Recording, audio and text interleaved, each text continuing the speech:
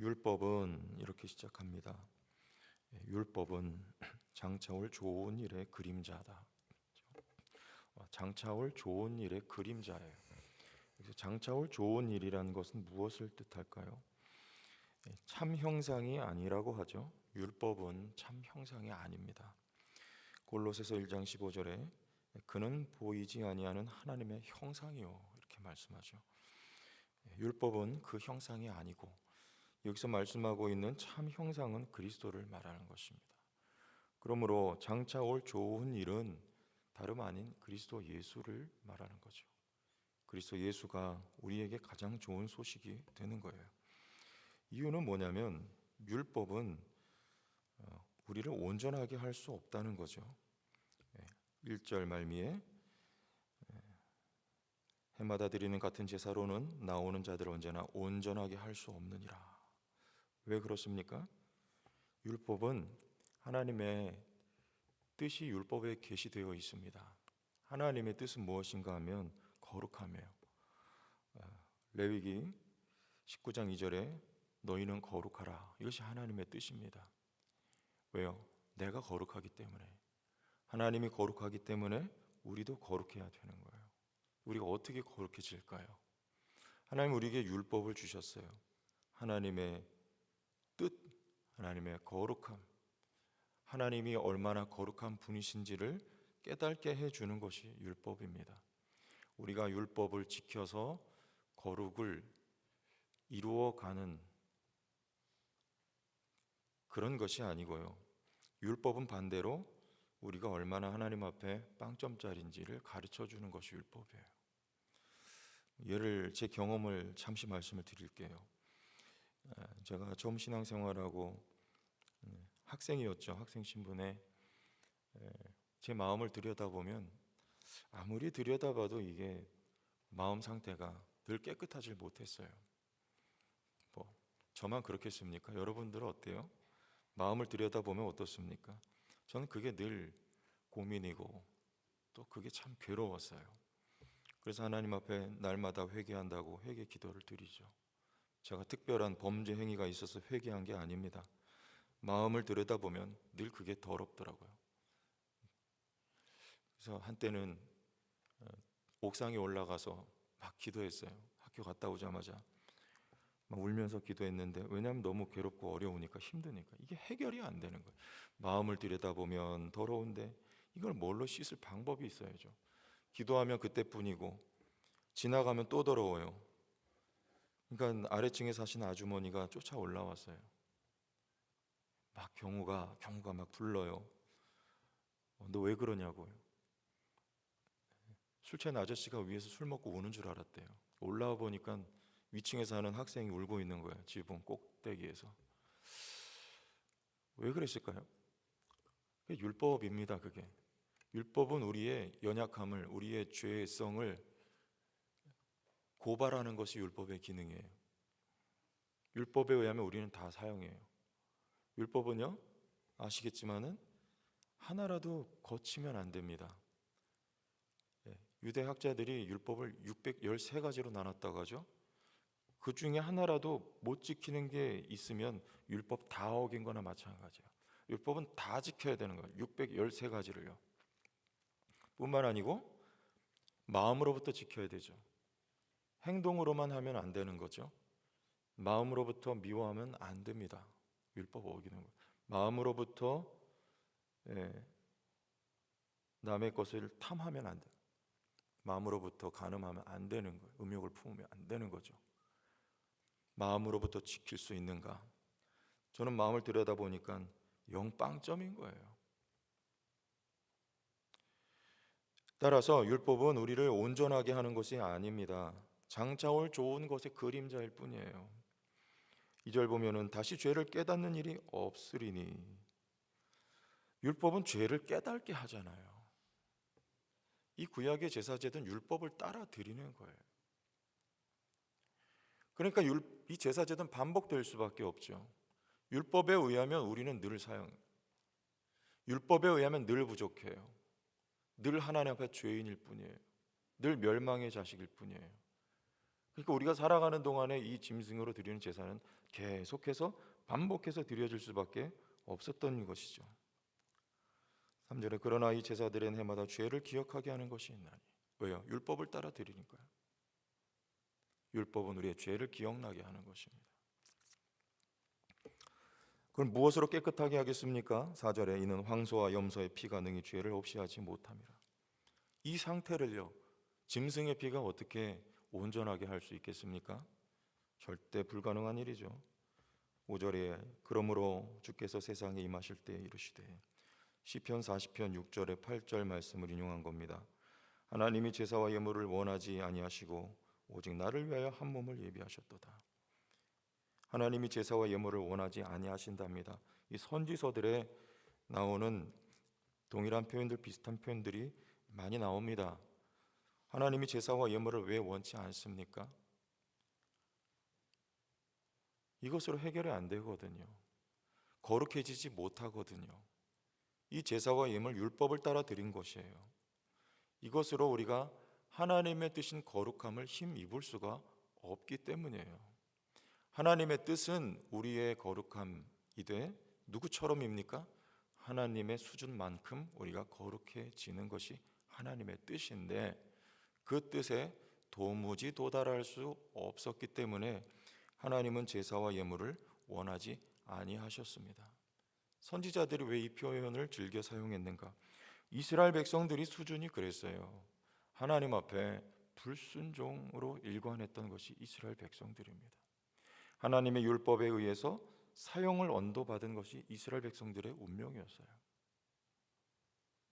그러므로 선지서에도 선지자들이 이 표현을 즐겨 사용하는 거예요. 하나님이 제사와 예물을 원하지 아니하시고, 하나님이 원하셨던 제사, 원하셨던 예물은 6절 이하에 번제와 속죄제는 기뻐하지 아니하시나니 이에 내가 말하기를 하나님이여 보시옵소서, 두루마리 책에 나를 가리켜 기록된 것 같이 하나님의 뜻을 행하러 왔나이다. 누굽니까? 장차 올 좋은 일, 장차 오실 좋은 분 예수 그리스도, 그분이 하나님의 뜻을 행하러 왔나이다. 두루마리 책은 무엇일까요? 율법을 완성하신 분은 예수 그리스도예요. 하나님의 뜻을 행하러 왔나이다. 그리스도는 거룩하신 하나님이에요. 그러나 그분이 이 땅에 사람이 되셔서 오시고 하나님의 거룩한 뜻을 또한 무엇을 통하여? 순종함을 통하여. 어디에 대해서? 율법, 하나님의 말씀에 온전히 완전히 순종함으로 말미암아 그 하나님의 거룩한 뜻을 성취하시고 하나님의 거룩의 수준에 도달하신 분은 단 한 분 예수님밖에 없다는 뜻이에요.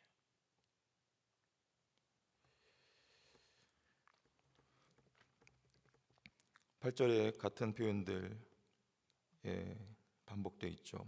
위에 말씀하시기를 주께서는 제사와 예물과 번제와 속죄제는 원하지도 아니하시고 기뻐하지도 아니하신다 하셨고, 이는 다 율법을 따라 드리는 것, 율법을 따라 드리기 때문에. 그 후에 말씀하시기를 보시옵소서, 내가 하나님의 뜻을 행하러 왔나이다 하셨으니 그 첫째 것을 폐하심은 둘째 것을 세우려 하심이라. 첫째 것은요, 율법이죠. 특별히 의식법이에요. 제사제도, 이게 다 폐지된 거예요. 둘째 것, 그리스도 예수로 말미암아 드려진 제사죠.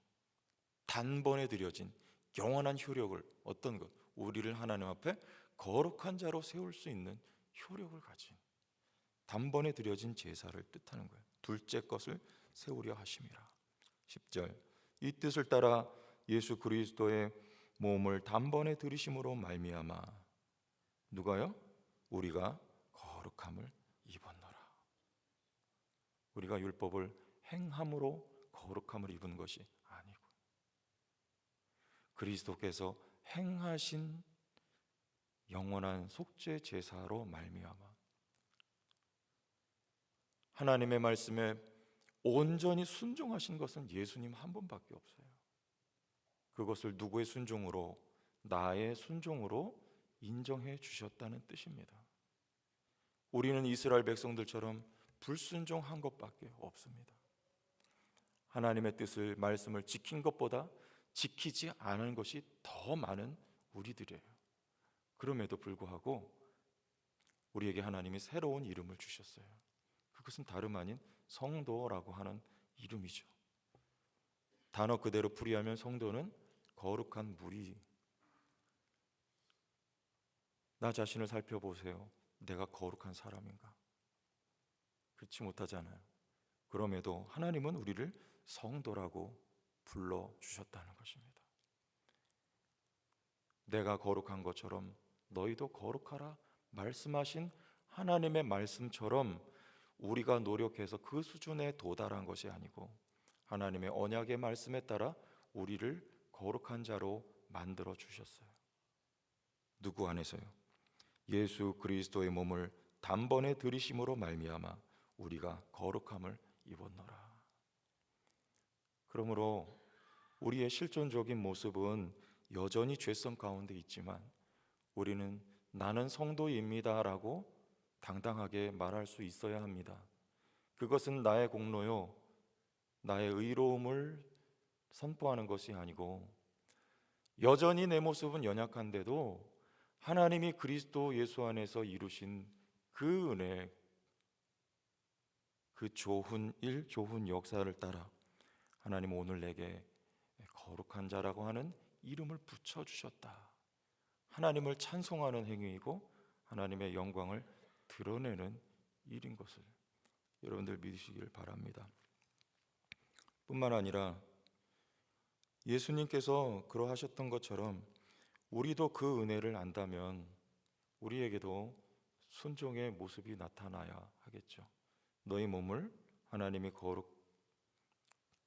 기뻐하시는 거룩한 산 제물로 드리라 말씀하신 것처럼요.